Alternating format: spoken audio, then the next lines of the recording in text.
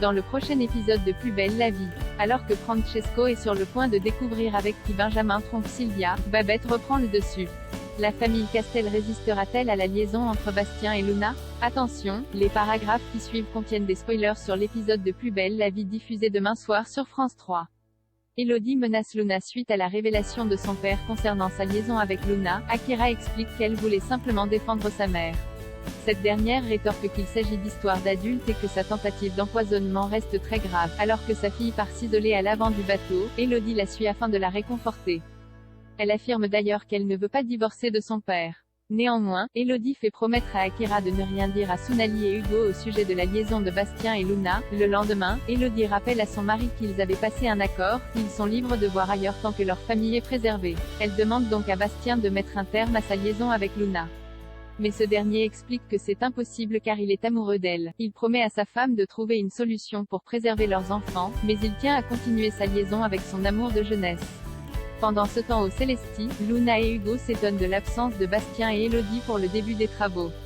Heureusement, Luna confie aux artisans des chèques d'acompte afin qu'ils puissent démarrer. Très admirative des Castel, Myrtha ne cache pas sa joie. Elodie débarque alors à l'hôtel, obligeant Luna à sortir de leur vie. Luna demande à sa mère de les laisser seuls. Chose faite, Elodie menace Luna de s'en prendre à elle si elle continue à s'approcher de sa famille. Patrick est au bord de la crise de nerfs en se réveillant. Babette constate qu'elle est seule dans sa chambre. Émilie lui confirme que Patrick et Raphaël ne sont pas dans l'appartement. Ignorant où il se trouve, Babette appelle. Ce dernier a trouvé la solution pour calmer Raphaël, faire des tours en voiture. Soulagée, Babette en profite pour se reposer. De son côté, Léa assiste au conseil municipal avec Aurore afin de continuer à s'opposer au projet de Barreau. Lorsque celui-ci doit s'exprimer, il est sans cesse interrompu par les pleurs du bébé. Il finit par jeter l'éponge et Lougan décide de lever la séance. Sur le chemin du retour, Léa aperçoit sa mère et remarque aussitôt qu'elle a meilleure mine. En effet, Babette a pris soin d'elle toute la journée grâce à Patrick.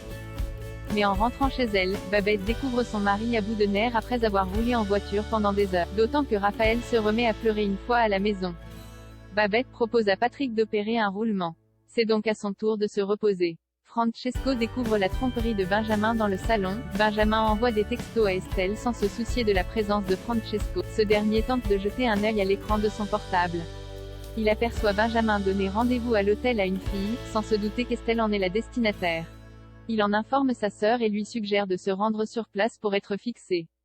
Comme Sylvia ne se sent pas prête, Francesco accepte d'y aller à sa place.